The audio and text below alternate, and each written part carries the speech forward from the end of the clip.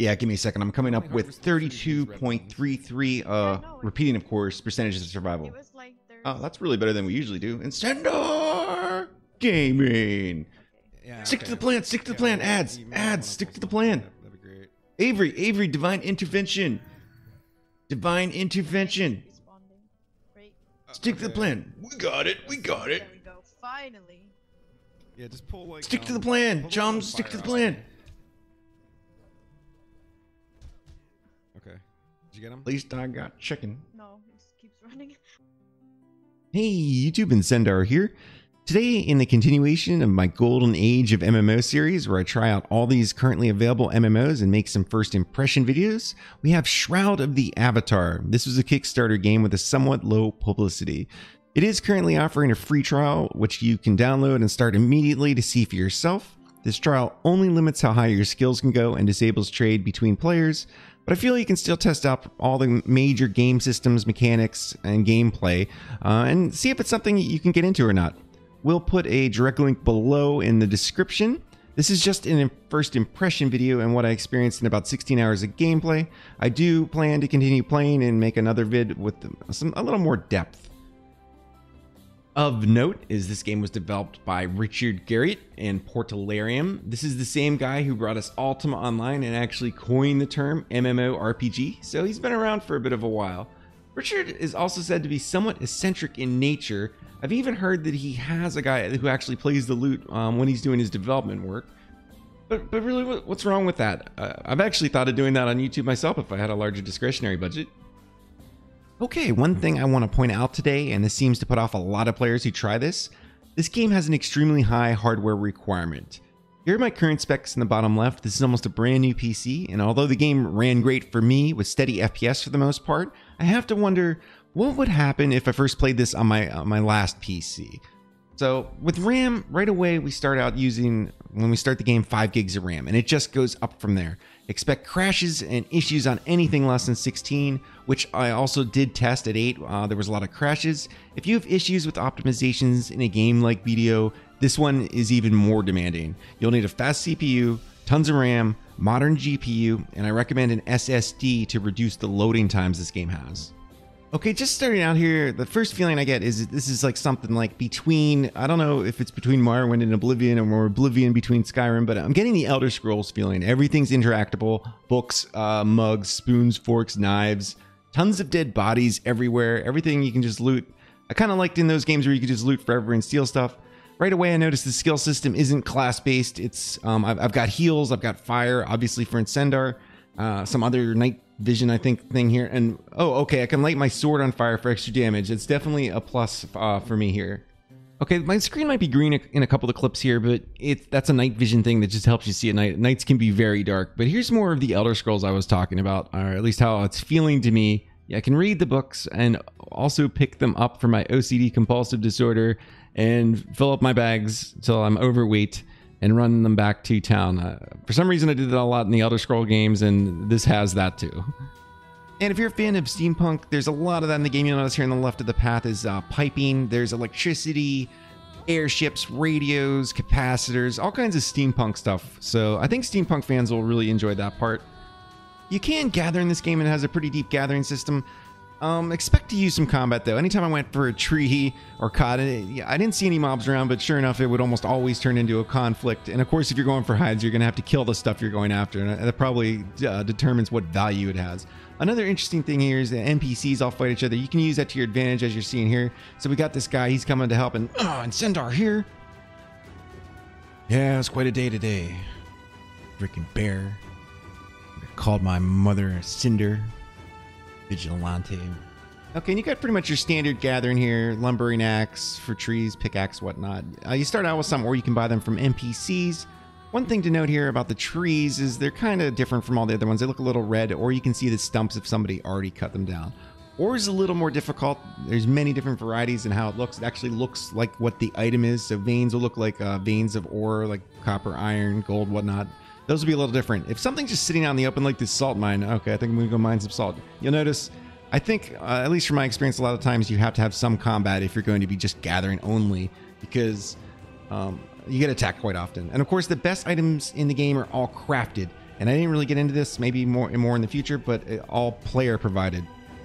Okay, for the skill system in this, it reminded me a lot of Elder Scrolls. A couple other people I started with said it reminds them of more of a RuneScape type game, but pretty much you get level up skills as you use them. You're not forced into any set classes, so there's like no paladins or set mage or healers or whatever. Although you can do all that stuff, you can mix and match to how you want it to be. So you'll notice I have a bunch of fire, a healing spell, some subterfuge for night vision because it gets pretty dark.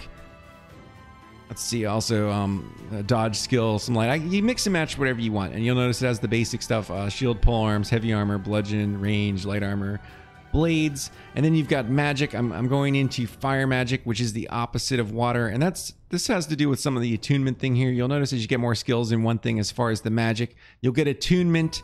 So you become stronger in that specific one the higher it gets. And these conflict with each other too, like water and fire can conflict, sun and moon, air, earth, death, life.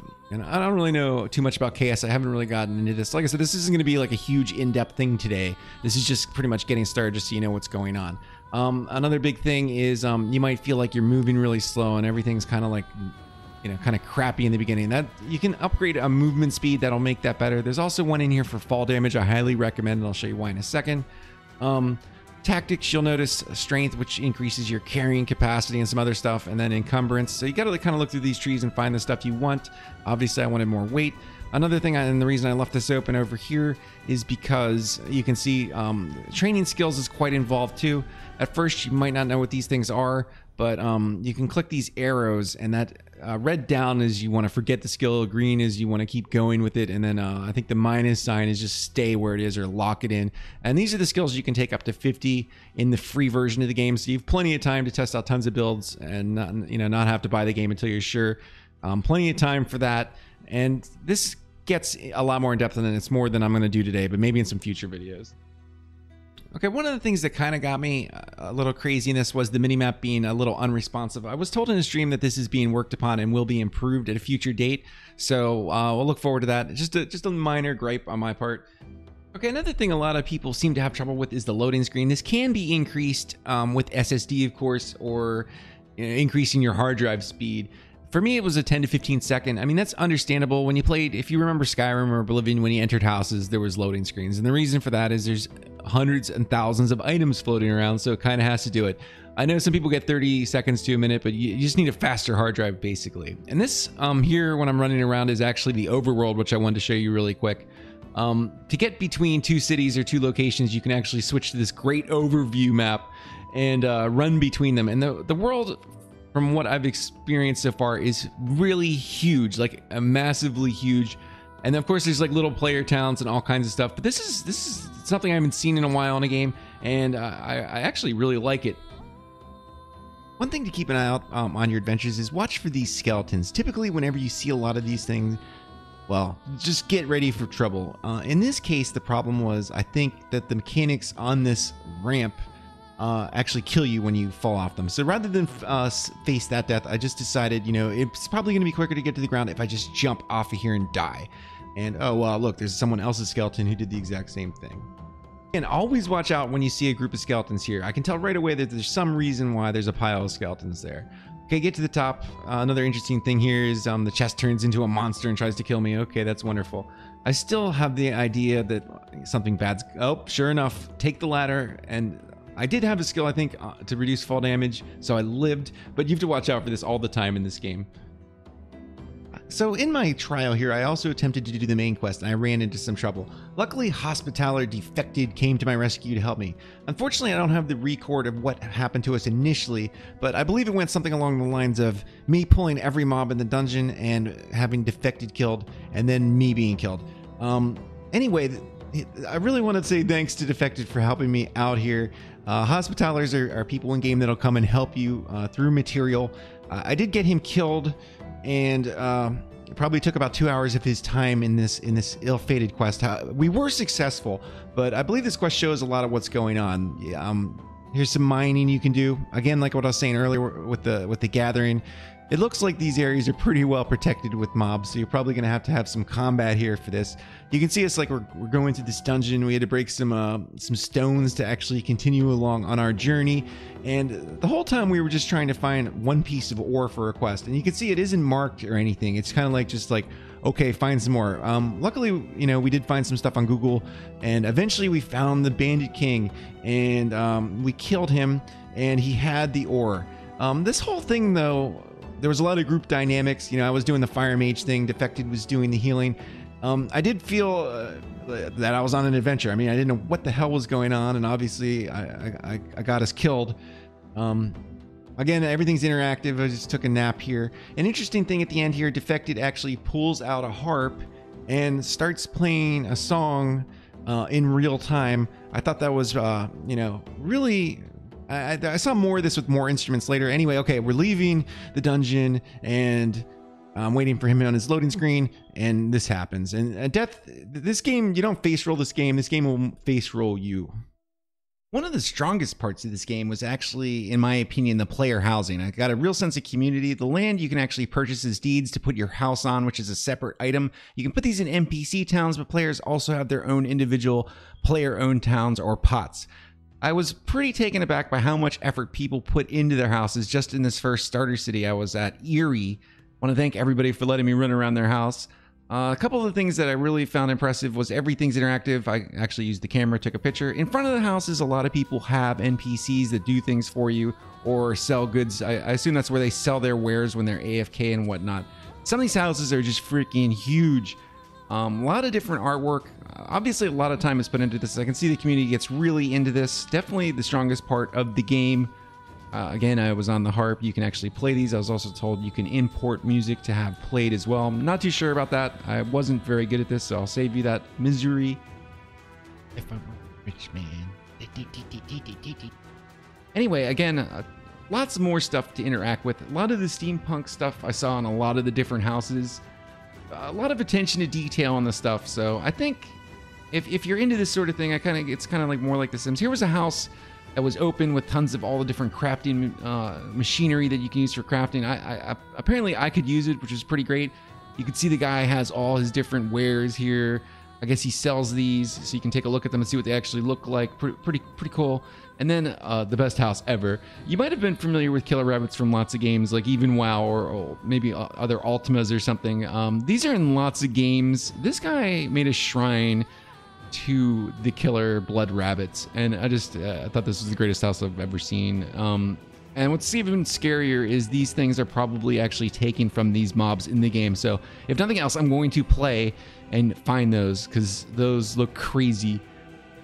So here we go in a player-owned town. I just wanted to show you some of the basics here. This is pretty much just people doing whatever they want. You can see there is a jukebox, airship.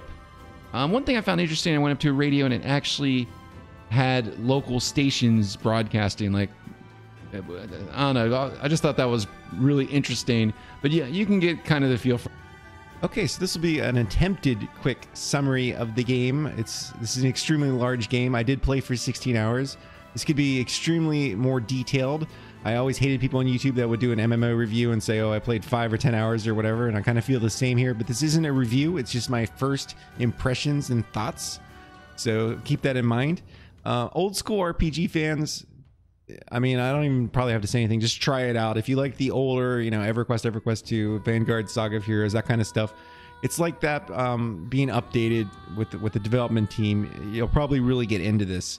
Life skills are pretty strong in this. I can see that being, you know, even gathering is probably going to require some combat, but all the gear is made by players, all the best gear. You can't even buy, you know, good gear from NPCs. So that's really strong.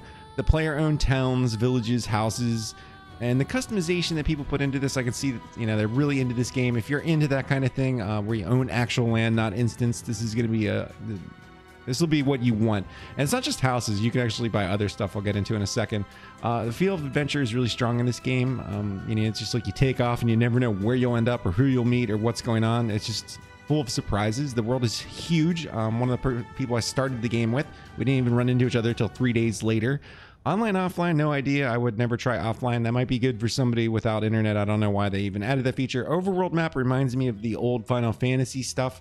Kind of feel like Paul Bunyan running around, but it just gives you this sense of awe, and it's a big living world that you run around. Really enjoyed that feature, actually. Player made gears, of course, I mentioned is going to be dependent upon crafters and stuff. Really solid. You can have your store in front of your house. Pretty great. I mentioned too in the video, you could rent out, if you can actually buy different houses like hotels and boats and other kinds of stuff. And in the hotels, you can actually rent the rooms out to other players for gold. You'll see them. Contact me on Discord. Real money transfer, I think there's some in this game. I saw there was websites that were selling stuff like items or housing or other things in the game. I think that's not against TOS, so that might interest some people. Community in this was extremely strong.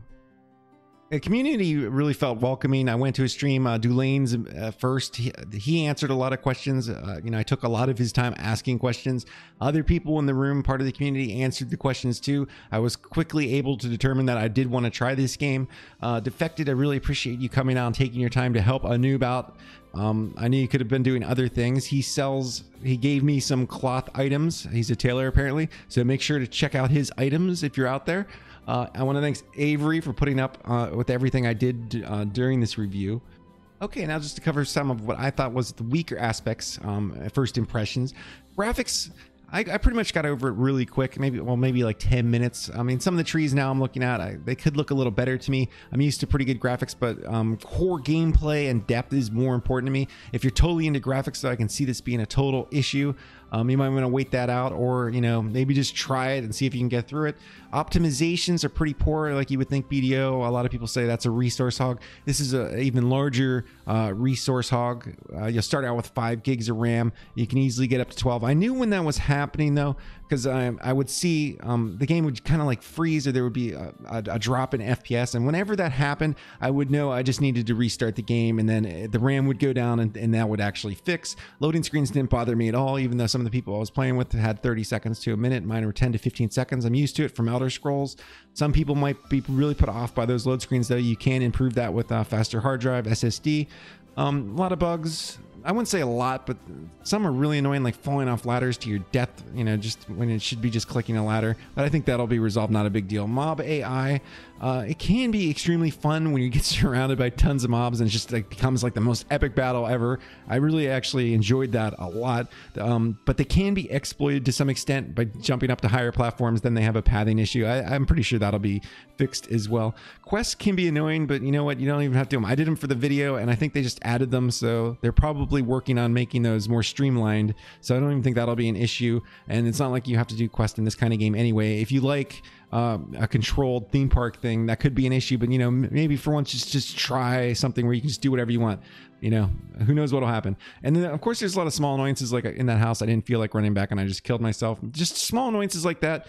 Every now and then I would just ignore them. I want to thank everybody in the community for helping me put this together. I enjoyed this game. I'm going to purchase it and then probably do videos in the future. I want to see how this progresses. But thanks everybody for helping. Make sure to subscribe because I'll have some more videos and I'll be reviewing some more MMOs. And thanks a lot for watching, and I'll see you next time.